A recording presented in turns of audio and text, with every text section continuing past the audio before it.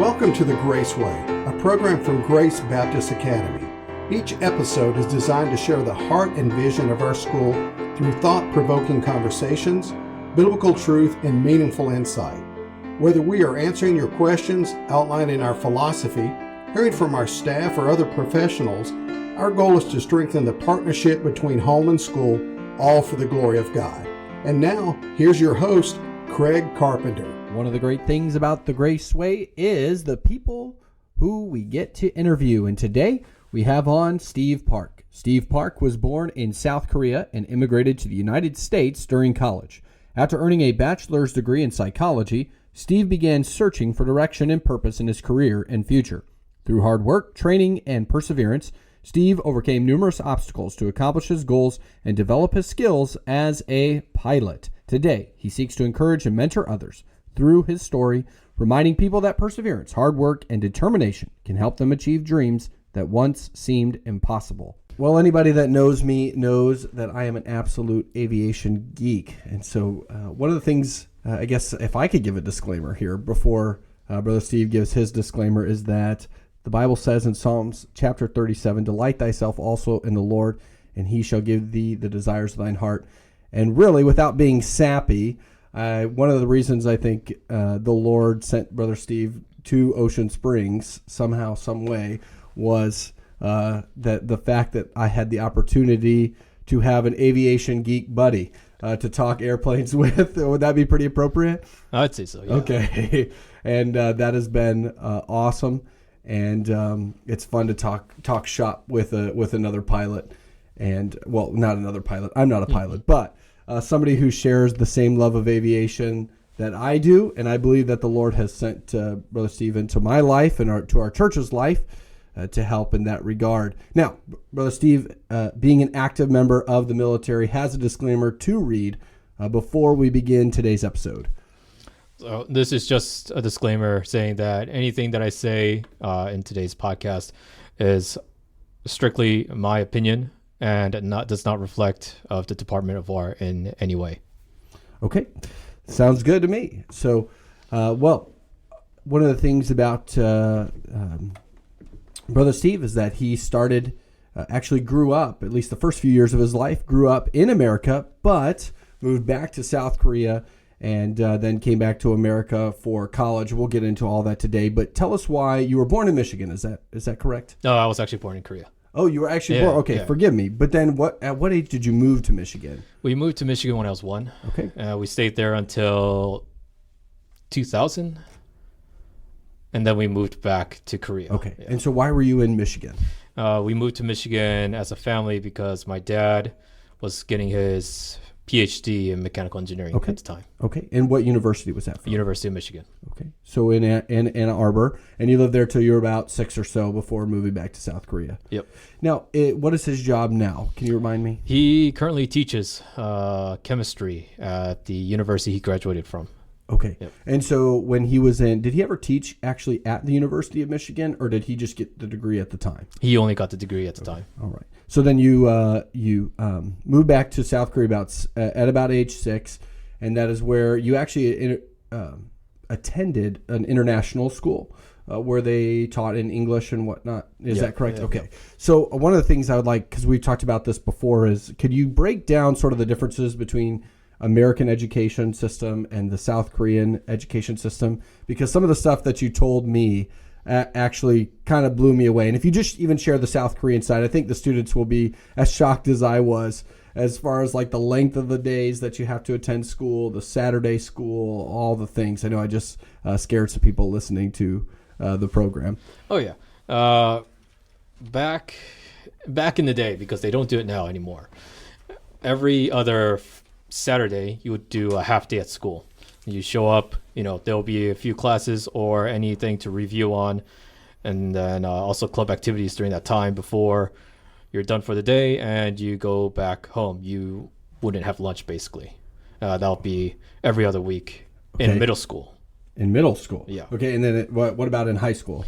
High school, throughout, elementary, middle school, and high school, your days are pretty much very similar to that of an American student. But then starting in high school, at least when I went through, and everyone before me,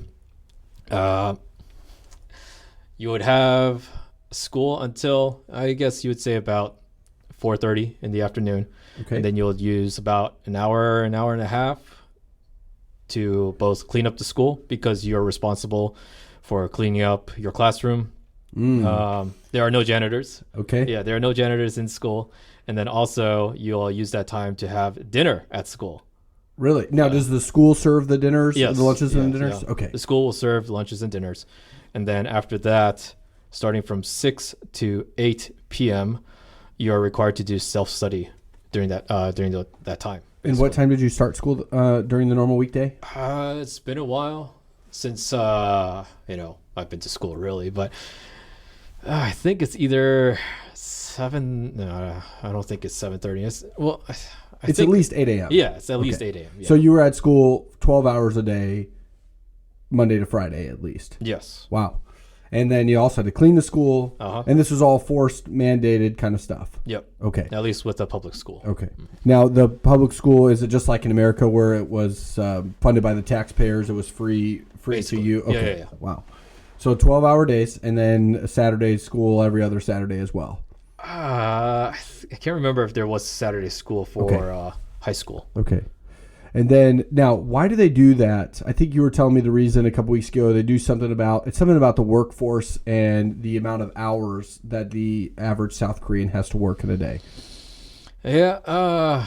Let's see. I'm trying to think. Well, the self-study part, that's kind of mandated because, well, back in the day it was mandated by the school just so that they can have their students study and whatnot. I mainly use that time to either read books or just sleep, act like I'm studying. Okay. I was not a very good student when I was growing up. But you figured that out, and we'll get to that in a moment, yeah, because I think that's a big part of kind of your maturing and the growing up that you did, especially when you got to college and whatnot.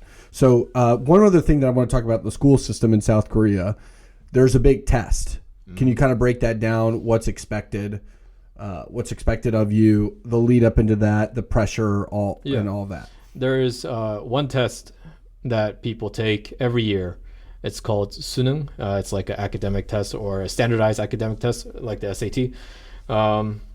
Except that instead of doing it, like, I think you're able to take the SAT, they have it scheduled once or twice a month or something like that. So, something like that. Yeah. And you just sign up for it. Yeah, you just sign up for it. The Sunung is you could sign up for it, or I don't know if you can sign up for it or if it's mandated, but then it's basically that test, but it's once a year, and then you are against everyone across the entire nation. If you are late and taking this test, the police will assist you into getting to your school on time, and then it's almost your entire academic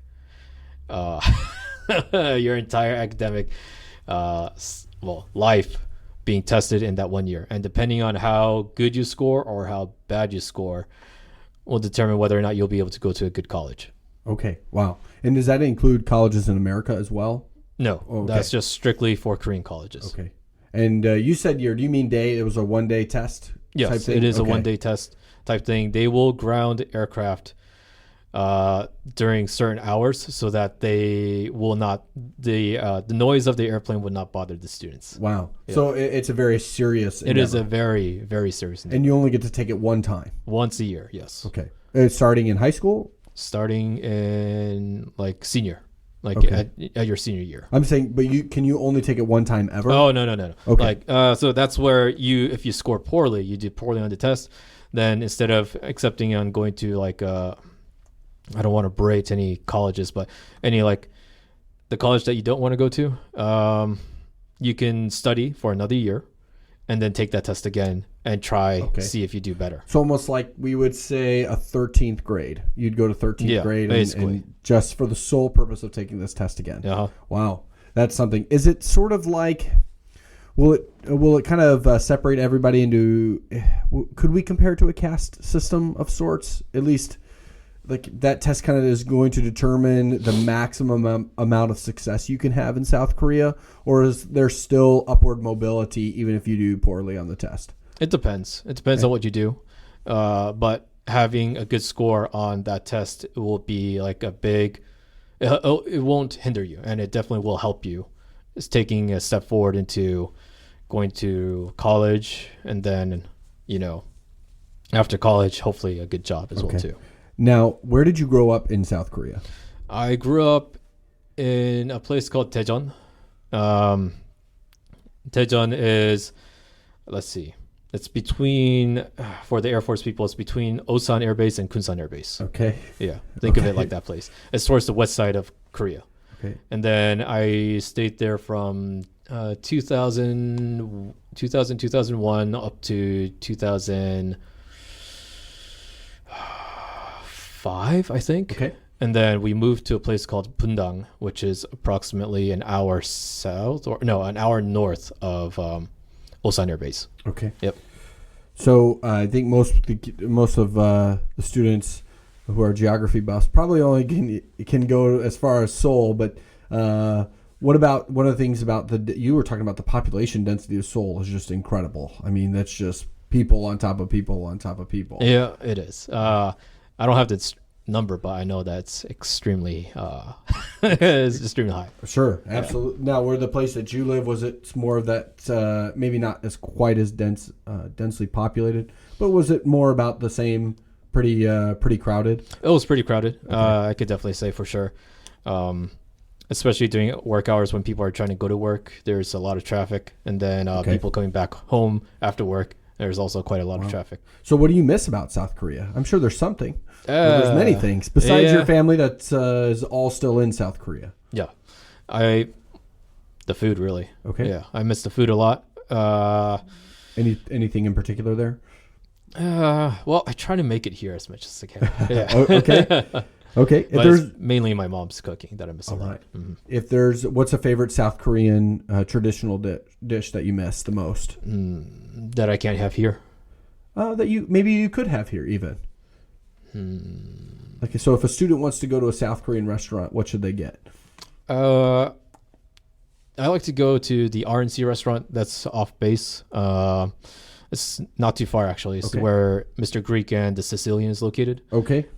From there, I normally order spicy beef and vegetable soup. Okay. I'd say that's pretty good over there. For me, however, what I miss that I can't get here in Biloxi, it would be definitely Korean barbecue. Okay. Yeah. Definitely. Okay. Those places are starting to come to the United States, but certainly few and far between still at this point in time. Now, one of the things I'm sure the students are going to be curious about is sort of like the relationship between South Korea and North Korea. I think most of the students would view North Korea as these, that I'm trying to think, not like backwards. It's not maybe backwards, but obviously, certainly their thinking is a little backwards as far as freedoms go. Very, like if you look at it on a map, especially at night, you can see like there's no lights, and they've heard a bunch of things like they turn the Wi-Fi off, and there's no access to Google or YouTube and things like that. What is the South Koreans? First of all, can we start with what is a South Korean's perspective on the average North Korean citizen? It depends. I'd say it really depends. I guess as a student, I didn't know at the time, but I was just out of fear all the time that, they may attack us. And that's basically how I grew up. Okay. Where's that fear come from? Is it because it's taught? You could say so, especially with the news talking about North Korea. Time to time, whenever they decide to launch missiles, or there has been skirmishes between the two militaries while I was growing up. Oh, wow. And then nowadays, I don't think much about North Korea. I feel bad for the North Koreans over there. Okay.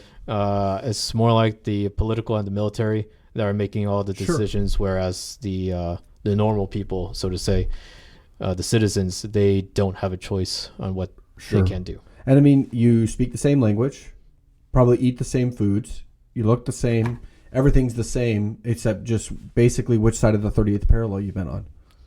Yeah, unfortunately. Was that if that's overstated or whatnot? Go ahead and correct me. I'll say, like, unfortunately, as time progresses, that gap is only going to get bigger and bigger. Okay. As far, would you say education is going to be the gap, or what's the gap exactly? Is there propaganda? I mean, propaganda. Would the average North Korean citizen, if they were sitting in your chair right now, would they feel the same way about the average South Korean citizen? I don't know how they. Oh, I wouldn't okay. know how they would think. There are YouTube videos of North Korean escapees, and Okay. if you want to hear their opinion, I definitely look into that Okay. for sure. I used to watch quite a bit of videos from them as well, but when it comes to like the differences being getting bigger and bigger, I'd definitely say towards like the language part. Oh, really? Yeah. Even though we both use the Korean language, how it's used is completely different. Really? Yeah. Okay. Interesting. And now I asked that question just because not too long ago I had a conversation with somebody from Taiwan, and I was like, "What is your relationship with the average Chinese person?" And they're like, "We look the same. We talk basically the same thing I said. We get along great. It's really our political ruling class that has the issue with one another." And so I was wondering if it was kind of like the same thing for you. And kind of how that's portrayed in school, how that's talked about, what is it like in the news? Do they encourage you in the news, maybe not to hate one another, but do they encourage animosity? Do they encourage a break, or is the news more of like we should get back together type thing? It depends on the news. In reality, because I could definitely kind of see it. Which news would prefer neutrality, which news prefers animosity, and which news prefer friendliness. Really? Yeah. Okay, so then if the news is portraying that, I would imagine the country's generally divided on this issue then as to what the relationship should be with North Korea. I definitely think so, yeah. Okay. Wow, that's interesting. I never knew that. So, okay, well, we'll take us back here. You come to America at how old? After living in Korea? Yes. Yeah. I came to America at, how old was I? 19. Okay. And you came for the explicit reason to go to college. Yep. Okay. And then that was the University of Washington. Yep. And you started to go to school for what? Psychology. Okay. And then very quickly you realized that psychology was not for you. Not really. No, I enjoy psychology. I enjoy. Oh, my really? Time. Yeah. Okay. I enjoyed my Okay. time learning about psychology and getting my degree in it, mainly because I had to get a lot of counseling when I was in Korea, mainly due to the struggle, I guess, so to say, that I had adjusting into Korean society after living in America for a while. Really? Yeah, I had received some counseling about a year. And my counselor helped me a lot. Really? Yeah. Okay, so it was almost like you went into psychology because you thought I was helped big time adjusting or in one area of my life, and maybe I'll be able to help do the same for others. Yep. Wow, tremendous. Do you mind helping us explore what was the biggest transition? Because I would at first I guess I could imagine there'd be a transition, but for a 6-year-old transitioning back from America to South Korea, what in particular did you struggle acclimating to? The language. Yeah, Okay. the language was very challenging for me because there's video evidence of me speaking Korean. However, my first memory is speaking English. Okay. Yep. Was Korean or English spoken in your household growing up? I mainly used English. Really? Yeah. Okay. Was that more of like your parents trying to learn English so that your dad could have a better time at school? And so that was almost like, we're going to speak English because we live in America. We're trying to help with schooling. More like out of comfort, really, because Really? Okay. when we went to like preschool and stuff like that, everyone will be speaking English, and that's basically what we remember. Sure. So then when we come back home, our parents really didn't enforce us to speak Korean in the Okay. house. Oh, wow. Yep. And so that just shows you what a big deal language has in a culture. Then I would imagine. Now, did you go through what grade did you go where the teacher spoke English in school? All the way up to 5th grade. Okay, and then from there, when you went back to public school, Yeah. from the international school, they started speaking Korean. Yep, Okay, yep. wow, that's really unique. Any other aspects that were difficult to acclimate to? I guess just like the cultural side of it, where academics is everything. That's even today, that's how the Korean students are growing up. That study hard, do good in school, do good in the test. You'll go into a good college. Once you graduate from college with a good grade, then you'll get hired by a good company and you'll live a very prosperous life. Okay. What company does everyone want to be hired by? Samsung. I'd definitely say Samsung. Okay. Wow. So, why do you think that is? Why do you think they emphasize the education so much? I could definitely see that from my parents. My dad,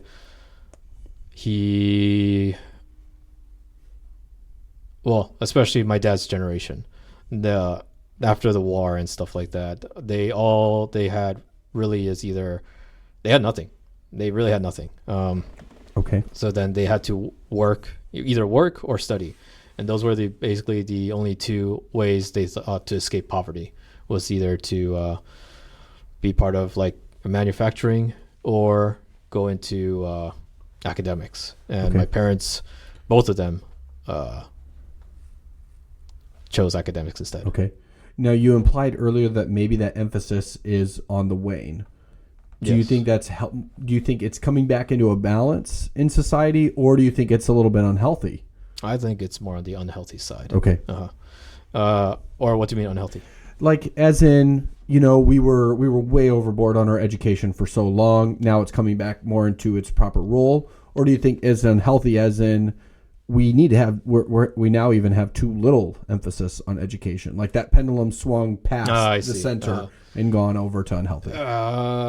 I don't think so. Mainly because even to this day, everyone's still like studying is like academics is everything. Okay. Like your sole responsibility growing up is doing good in school. Wow. Well, you heard it here first. So and to a certain extent, I mean, that's got to be that really, I feel like, should be the mindset for most countries. Education. Mm-hmm. Of course, I'm not ignoring the Lord and all of that and His will, but one of the things that I've heard, and I think the first time I heard it, and now I kind of use it sparingly, but I still use it, is you don't have a job right now. You don't have to go work for a company, but your job is school, and you need to do well at your job.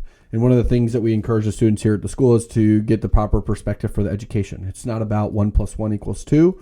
It's about, we're learning the skills, the study habits, the things that are going to help us throughout the rest of our lives. So it's interesting to see where South Korea is at, where America's at. And it's always neat to compare the education systems in different countries, especially in a country that's so rigid, I guess, of sorts, as South Korea. Now, you've come to University of Washington, you graduate from the University of Washington, but then it's time to do something else. And you did what? Yeah. So around 2016 of spring, my dad decided to visit me in Washington. Well, we decided to meet him in California, really. And we met with a good old family friend. He recommended, he just threw it out there to me for me to listen. Why don't you join the military if you don't have any plans after college? You can expedite your citizenship that way, and then also after you do your contract, you can definitely have the GI Bill help for what's it called? Student loans? Well, not student loans. I was very fortunate not to have student loans. They were graduate school. That's what it was. Okay. Yeah. Have the GI Bill pay for graduate school later down the road. Okay. Mm-hmm. And so this was post-graduation or pre-graduation? Pre-graduation. Okay. Yep. And so you just said, okay, that's fine. Was your mom and dad on board with that? I after I listened to that, I thought about it, and then I was like, you know what? We'll see. Well, I just decided to find my nearest recruiter, took this train there, and then spoke with recruiter back then. She's not a master sergeant. She was Staff Sergeant Brianne Hill, I think it was. Okay. Yeah. Who knew that she was going to get a name drop on some random program from South Mississippi today? Well, it's because I owe a lot to her. Oh, wow. I am very thankful for her, and I actually had the honor to meet her again when I was in C-130 school. Okay. Yeah. But anyway, beside that, my dad was on board it. I was able to persuade him that, all right, if I join the military, it'll be for 4 years. I'll get my citizenship quick. That way I can not do the Korean military. Sure. Yeah. So, okay, while we're on that, so you could briefly, if we can just briefly touch on it, what's the deal with the Korean military and yourself? Or the connection? What would be the connection? Well, we'll just set it. But then, so all Korean military, all Korean males are required to do at most 2 years of service. Okay. Back then, when I was growing up, it was about 2 years, I'd say, for both Army, Navy, Marine Corps, and Air Force. As I was growing up, that mandatory commitment for at least the Army has gone down to, I think, 1.5 years now. Okay. Yeah. I just rounded up to 2 years because it's easy. Sure. Fair enough. But if you would have even gone back to South Korea, they would have forced you to join the military the moment you step foot back in the country, correct? Had they known, yes, they would have. Okay. And then, but because I always entered with a U.S. passport, they don't know. Okay. And I've given up my Korean citizenship, and they no longer send the official notice to send me to the military anymore. Sure. Okay. I'm with you. Now, you wanted to join, so you joined the Air Force. Was it what you expected? It was a challenge, I'd say. Really? It was definitely a challenge. Yeah, I really didn't know what I was getting myself into. Sure. But now, as far as like the physical side, the mental side, and all of the above. Yeah, Okay. all of the above. Wow. Yeah, the MTIs, military training instructors, they were doing their job. And I think their job is very important to instill that mindset into you. And then basically it's like breaking your old self and then building you back up again. Do you credit this is the time when you started to mature, or was it more of the college time? Oh, I can't say that college was a maturing time for me, Okay. unfortunately. Okay. I guess that towards the end of my high school years and college is when I started to have a taste of freedom. And unfortunately, because of that, I was basically doing things that I wasn't able to do growing up, which is basically playing a lot of video games. Really? Yeah. Okay. I was Any not. favorites? Back in the day, it was League of Legends. Okay. It was either StarCraft or League of Legends. Okay. That was the big thing back then. These were computer games, correct? Yeah, computer games. Okay. So you got that taste of freedom. No more, not as much academics. No, I as was in South Korea, so you played computer games. Okay. I was not a studious person. But you still did well enough to graduate college and whatnot. I did, yes, okay. fortunately. So now you're in the Air Force. You did your basic training in San Antonio. Okay. Mm-hmm. And then where'd you move to first? Right after that. So after basic training, I moved to a base called Fort Sam Houston. It's only like 40 minutes away from where basic was. Okay. And that's where I did my medical training. Really? Yep. Okay. So I did my medical training, which was really medical admin. So it was about 2 months, but I didn't start the training until January of 2017. Okay. And then you finished out your 4 years as a medical admin. No, after I graduated the tech school, then I moved to Keesler as my first base. Yeah. Oh, right. And so what did that job entail? Beginning, it was outpatient records. So it was, making sure that the records don't expire. It's been a while. It's been almost 10 years now for me. But did you enjoy the job? It wasn't too bad. The first medical records, I only did it for about 2 to 3 weeks. And then they moved me immediately into admissions and dispositions. And then from there, that's where I basically registered patients who are not registered to the local hospital. And then either when they are getting ready for surgery, give them all the paperwork required. And then when they're discharged, you can give me all the paperwork. Is that what you expected to do in the Air Force? Not really. Okay. Is there a job that you, looking back, you wish you could have done, or were you pretty satisfied with what you did? It wasn't bad. I wish I had the mental health clinic instead, because that's basically what I wanted to do. is Okay. even though it will be like more of an administrative side rather than a clinical side, being just around that area would have been more helpful for me. Sure. And I guess had I had that job, it would have kept me on the path of trying to go becoming a counselor. Okay. And the Lord did not have that on your path, at least. Now, I believe it was around this time when you were first introduced to Christianity, or maybe at least as a more serious endeavor. Yeah, I would say so. I was first introduced to Christianity, I would say, when I was in Michigan. My mom's Catholic. Okay. And then, but I really didn't understand the sermon. Sure. I think it was all in Korean as well, too. Oh, okay. Yeah. Even in Ann Arbor. Yeah. Okay. While I was in Michigan. So I didn't understand anything that was going on. And when I moved to Korea and went to the international school, it was a Christian international school. Okay. And that's when I first got introduced to Christianity. Okay. Mm-hmm. So my earlier question was a little bit of a misstatement, but as far as when you came to Keesler here in Biloxi, that was when you were confronted at least with it again. Is that more accurate? To a degree. Okay. Mainly because when I was trying to get hired to become a pilot, and so how it started, while I was in Korean school, that's when I got introduced into, really got into Christianity. And then when I moved to in the international school, that's when I got introduced and got into it. When I moved to Korean school during that time, all the way up to, I'd say I got hired to become a pilot. And that's almost 2000, so about 2006 all the way up to 2021. So for 15 years, mm-hmm. I was not a Christian during that time. It was only during the time when I got desperate is when I finally prayed, in decades really, or really? At least a decade, that I will take this as a sign. If I get hired to become a pilot, okay, I'll take that as a sign that you are real. What were you doing in between?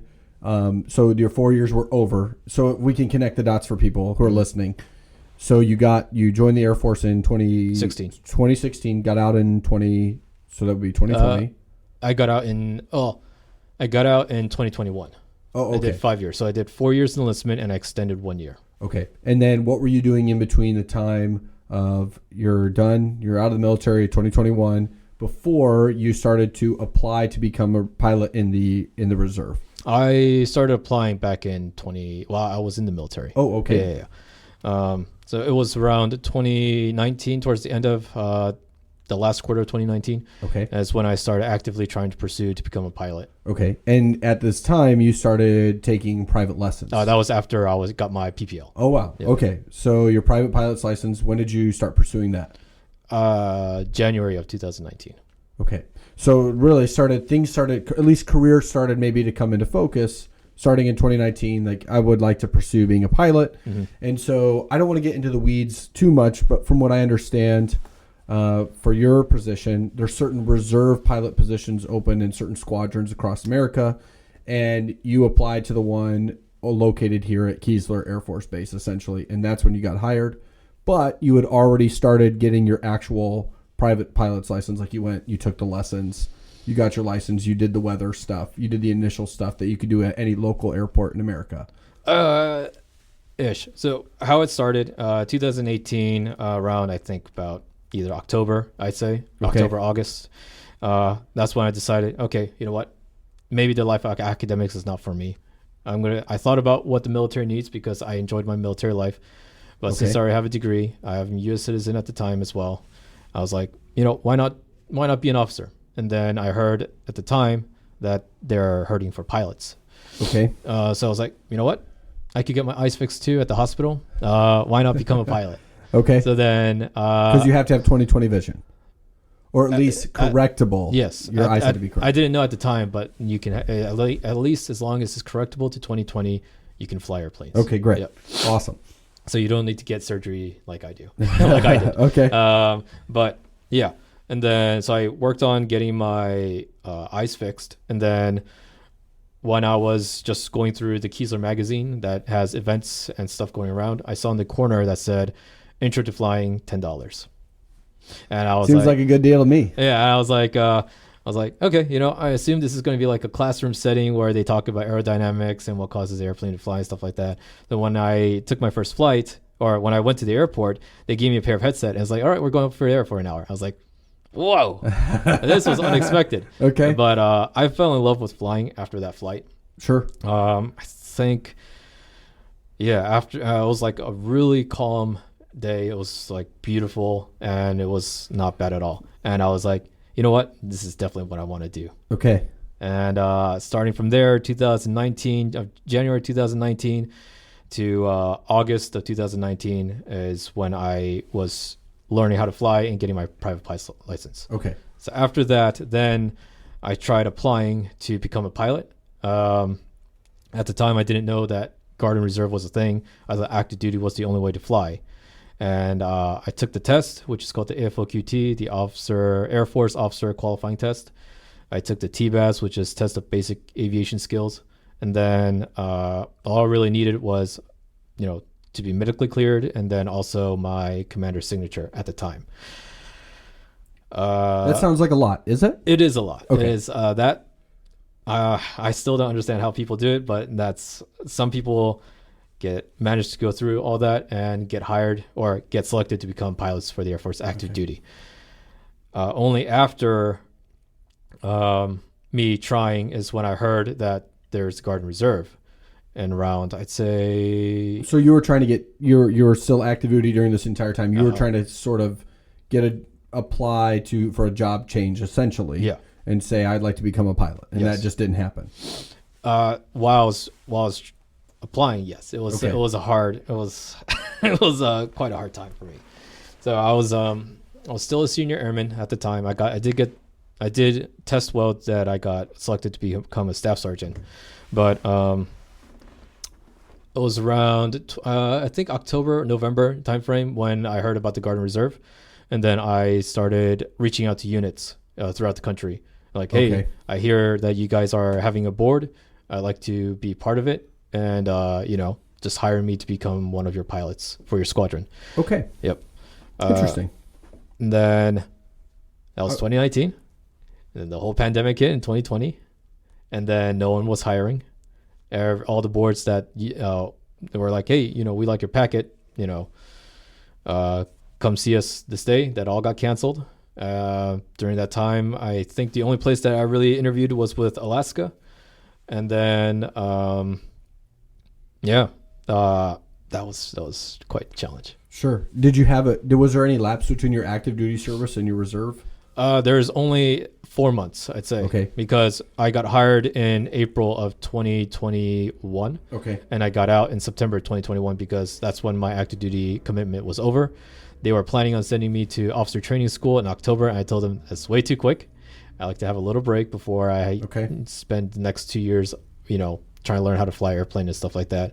When is the next OTS class? And they told me January. I was like, I'll take that. Okay. Nice. So during 2021, though, is when you were confronted with Christianity once again. Yes. So was there a person that brought that into your life? Yes. Okay. Yep. She's a good friend. And then she's currently in Kadena. Which is where? Okinawa. Okay. Japan. Yep. But I told her about, you know, how I prayed that if I do get selected, you know, that'll be proof that you really do exist and that you're watching out for me. Okay. And then, unfortunately, I wasn't really upholding my end of the bargain. So then, while I was in officer training school, she confronted me about it, saying like, you know, you say that you're going to start believing, but I don't see anything changing from you. Was she right? She was right. Okay. Yeah. Like 100% right? I would say 100% right. Okay. Yeah. Nice. And so you did your officer training school in Mississippi, correct? No, it was in Alabama, Maxwell Air Force Base. But then you did your flight training in Mississippi. It was correct? in Columbus, Columbus, Mississippi. Okay. And so while you were in Alabama is when she confronted you basically over this thing. Yep. How did you initially respond? Were you upset or like, that's none of your business? No, she was right. Okay. And after I had that conversation, I think it was on a Sunday, so that unlike the enlisted basic training where you have an entire 30 people per bay, I was in the old dorms back then. Officer training school, you only have up to 4 people per room. Okay. And then they're in a bunk style. So then Sundays, people kind of are free to do what they want to do, do religious services and stuff like that.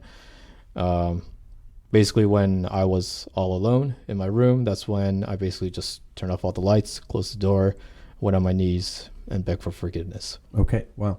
Would you say that's the day that you got saved? I would definitely say that that's the day I got saved. Wow. Tremendous story. Now, was there an immediate change or at least an immediate direction change? Or was there still a period of time where you had to figure out and find your way to the Lord? Yeah, figure out definitely the second part, because it took a while. My mind was mainly occupied with graduating in every aspect of throughout training. So that whether that be from officer training school, SEER, pilot training, and then later in Arkansas JMATs. Okay. So, you were one track mind, but now you had this new concept that that is Christianity. So what really, I guess, who kind of directed you down the right path? What was it this lady, or was it kind of your own self? You just kind of showed up to a church one day sort of thing, and somebody started to train you or disciple you or show you from the Bible how a Christian should live, what they should do, things like that. She definitely helped a lot in regards with how a Christian should live, because we stayed in contact for a long time. Sure. And then, I did find a local church to go to while I was in pilot training. It was a Baptist church. I think it's called Lighthouse in Columbus. Okay. And then, but I mainly only went there for service. Okay. Yeah. So it was almost like a box to check sort of thing. Like, I went to church. The Lord will get off my back. Well, so to speak. Yeah, so to speak. But then, whenever there was either a test, a check ride, or, just like throughout with me struggling, I definitely say that I prayed a lot more during those hours as well. Okay. All right. So when did you, I guess, change? When did you decide that there's more to the Christian life than just going to church on Sunday mornings and that's it? I try to do that, where, it's a challenge. I'd definitely say it's a challenge because I still trying to live a life as a Christian, both in work and at home. But then it's just a challenge for me, I guess, in regards with being a Christian, so to say. Sure. Yeah. Well, I think we're all in the same boat. Yeah. We're all right there. We're all right there. We're all right there with you. I'm just saying, clearly there was a time where it became more and more and more real to you. What has really helped you the most? Would it be like your personal relationship with the Lord as far as your Bible reading, your prayer? What would be the biggest thing that's helped you as a Christian? I'd say the community. For sure. Oh, okay. Yeah. Mm-hmm. Or so the church family as a whole. Yeah, the church family as a whole. Okay. That's definitely helped me out. When I was in either, whether that be in Columbus, I really didn't go to church while I was in Arkansas because our schedule there was horrendous. Okay. I don't want to think about it really. Okay. And then, this is not a confession booth. It's okay. Yeah. And then coming back to Grace Baptist Church definitely is helping me a lot, I'd say. Okay. Well, tremendous. And one of the things we talked on the show recently in our series, What Does the Bible Say About Money, was an underrated aspect of being a part of a church family is that there's a social safety net there to pick you up, not just maybe materially, but also certainly emotionally, spiritually. And so what a wonderful thing a church family can be. I'm glad to hear that's been a big part of your life.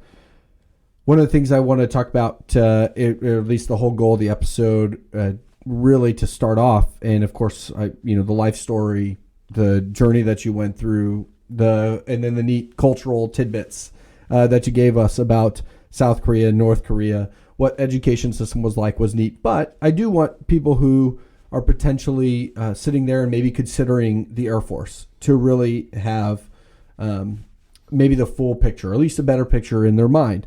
And one of the things that we've already talked about is you already gave your disclaimer. It's already all the things that you're saying here are your opinions, and so of course we're going to take that into we're going to remember that as we go through here. And so there are a few questions though that I'm kind of curious as like what do you think? So what are some of the hidden benefits of being in the Air Force, or like some things that maybe you didn't realize at first, but you're like, oh, that's pretty neat. Yeah, like I definitely. I'm definitely grateful with all the Air Force has done for me. Whether that be owning a house, there's something called the VA loan, where if you want to purchase a house, you will be able to basically, if it's within a certain threshold, you can put zero down on it. Okay. That's how I got my house right now, through the VA loan. And then, what else is there? You also have the GI Bill. Have you taken Yes. advantage of that, or is that still in your back pocket? That's still in my back pocket right Okay. now. I haven't used the GI Bill yet, but that's definitely another one, especially if I decide to go to graduate school later down Okay. the road. I could definitely use that towards tuition. Okay. Does that have an expiration date? Like, do you have to use it within a certain amount of years leaving the Air Force? As far as I'm aware of, no, it doesn't have an expiration date.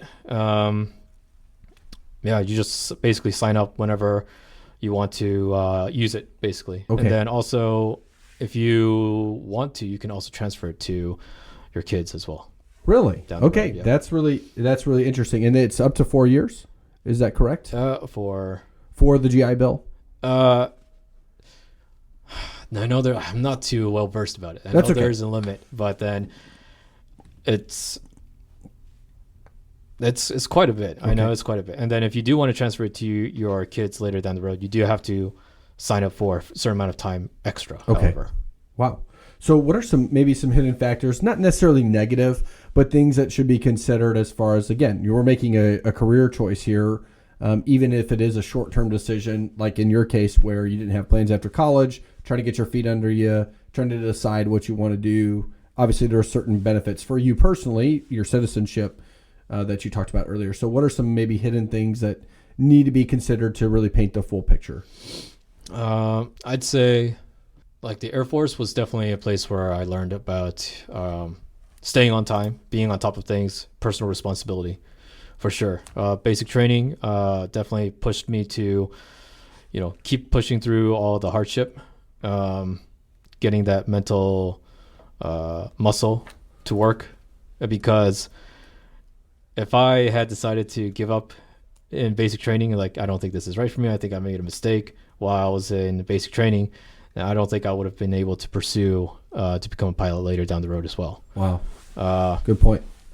So but it's all what you decide to put into it. And there's going to be a lot of challenges, either mentally or physically, depending on Okay. which job you have. Because for me, I had a job in the hospital. Some people may not consider that to be a real Air Force job, but It takes all of us to make the world go around. Were you ever angry? So I kind of brought it up, not as a negatives per se, but were you angry at that? You said what'd you call them, the BTIs?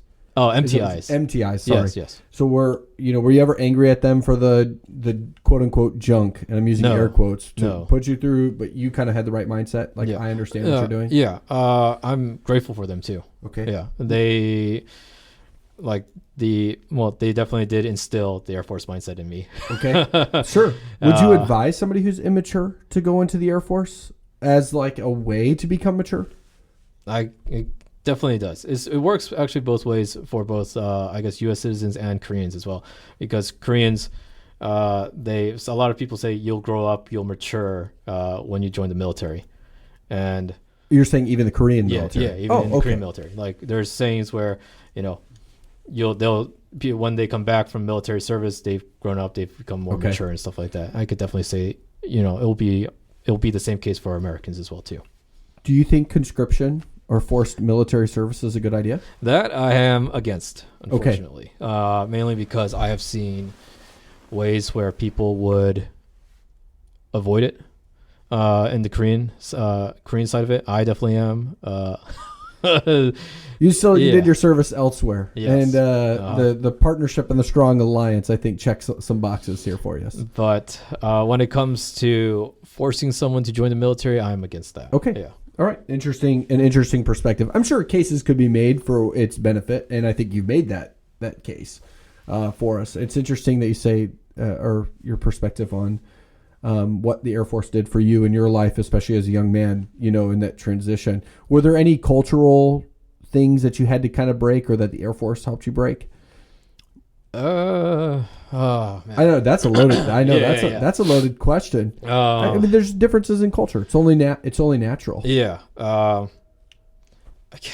When it comes to those who are above you, like your officers or your senior NCOs or NCOs when I was an airman, I always treated them with respect and stuff like that. Okay. And then I guess you could have been, especially when it comes to like my NCOs who I interact with a lot, which are the non-commissioned officers. They're the enlisted, the sergeants, basically. Okay. They like being more open to them instead of treating them like someone above you, treating them more like a friend, so to say, was something that I guess would have never imagined. But then it helped me for sure. I guess making it easier to just treat people like a normal person. Okay. So it helped you interpersonally. Yeah. Okay.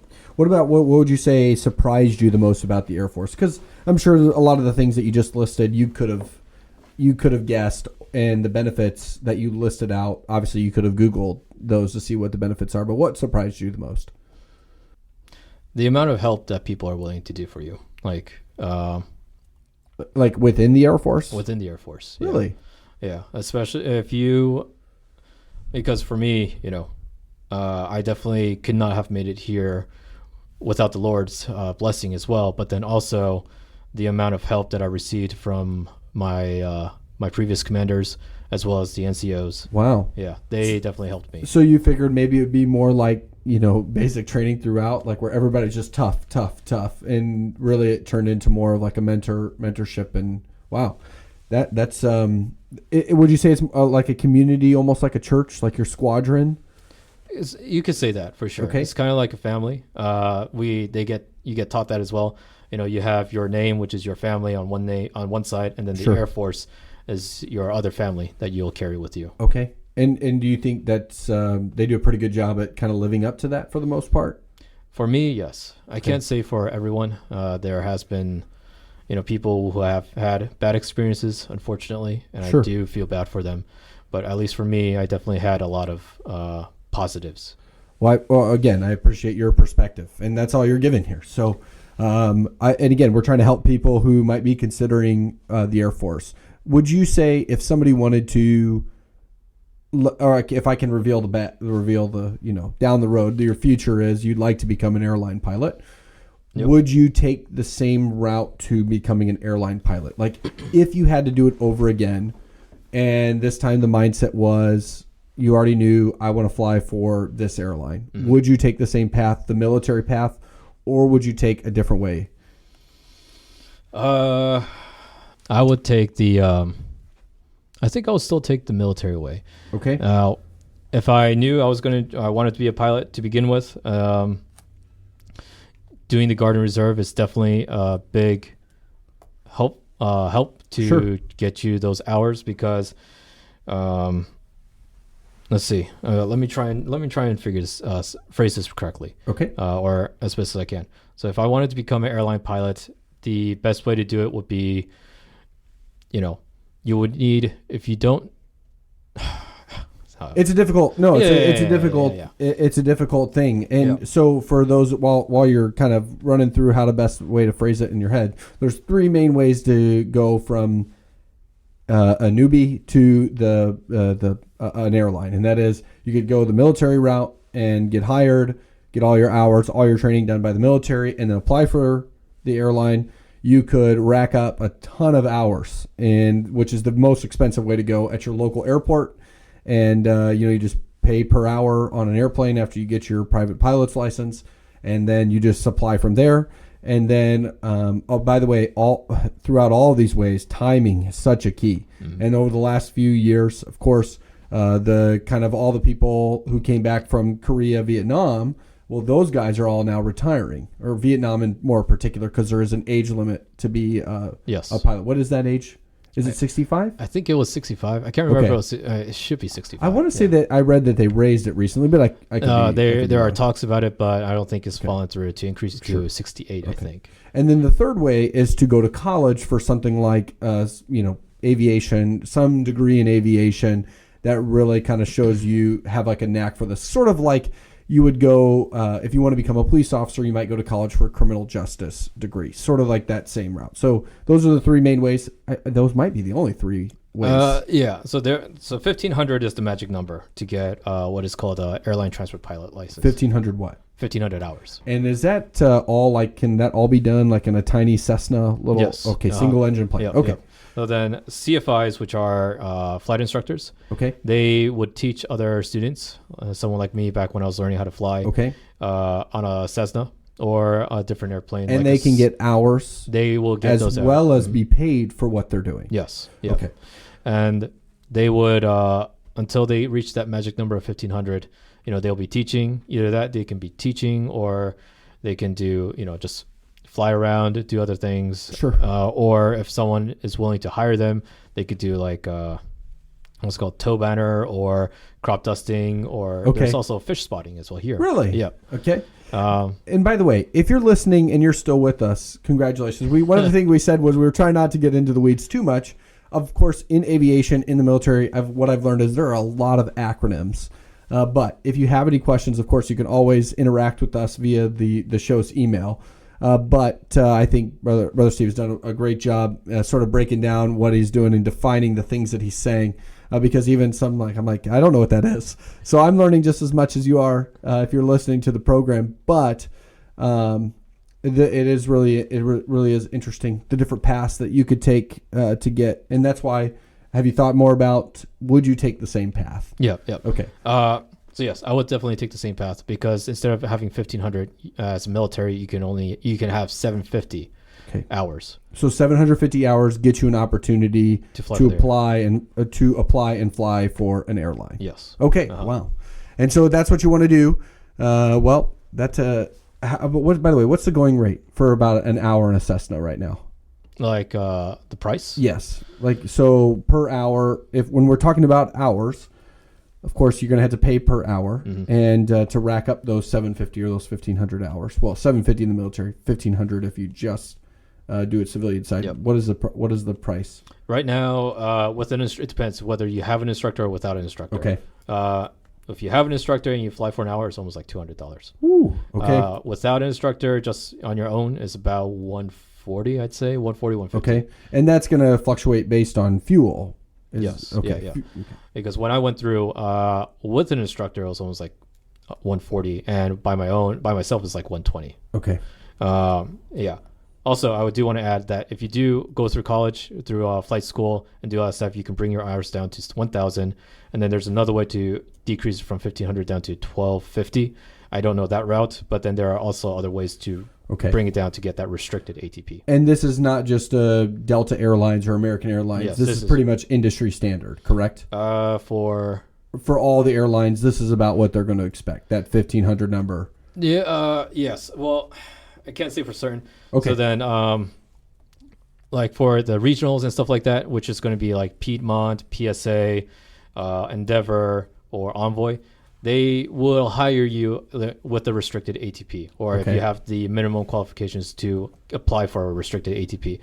The majors, which is like Delta, FedEx, UPS, or American Airlines, when I went through one of my trainings, they said that we would like you to have 2,500 total hours. 1,500 will be the basic, not the unrestricted ATP, plus 1,000-hour turbine time. Ooh. So the non-military route, the price tag is probably in the range of, depending on what college you go to, or if you go to the private pilot's license, you're talking anywhere from maybe 60 to 140, 150,000, probably somewhere in there. Just we're ballparking here. Let's see. It's expensive. It's expensive. Yes, it is definitely expensive. I think I got my PPL at around 70,000. Wow.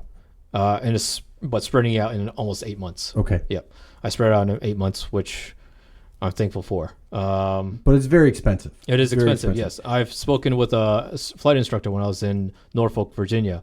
He went through a flight school called ATP, and now he's paying back, what his training, which is almost 200,000. And that's there are certain schools where you can go, and it's a condensed program, about a year or so, but you're going to pay. You're going to pay a handsome price. Now, I will say I've read some airlines. Again, students, you're still with us listening, and if you're thinking about becoming a pilot, I've read somewhere where some airlines will pay back your schooling after a certain amount, but it's been hit or miss. It's airline dependent. It was mainly only for a short time when they were trying to desperately hire people around the pandemic, when a lot of people started to retire. That I can't say for certain. Okay. I haven't heard of that part, unfortunately. Well, if you were only a few years older, maybe you had the opportunity. Well, I want to wrap up the episode kind of like, what do you think? How do you think the Lord might use your flying in the future? Because that's, of course, one of the things we're super big on here is the Lord's will, and of course, the life of a pilot isn't for everyone. And it'll be interesting once you get hired on to kind of have you back on to talk about what the life is like. And I'm sure it's pretty crazy. You're the low end of the totem pole. You kind of get the routes that nobody else wants. It'll be interesting to have you back on and talk to you then. But what do you think? How do you think the Lord will use you in the future in your flying? Do you think He will even?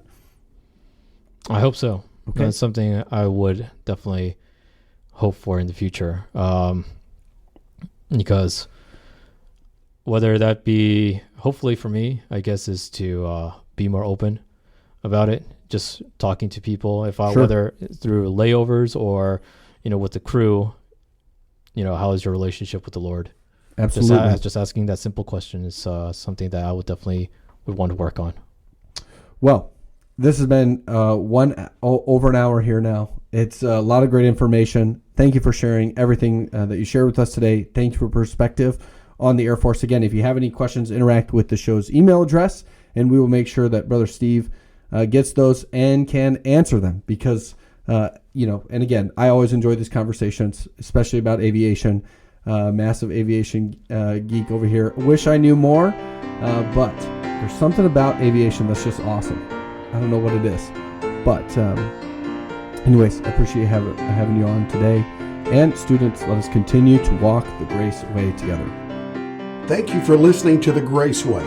We hope today's message strengthened your connection to both the Lord and our ministry. If you have any questions you would like to have answered on the program, or would like to connect with us, please email us at thegraceway@gbaos.org. Until next time, let us continue walking the Grace Way together.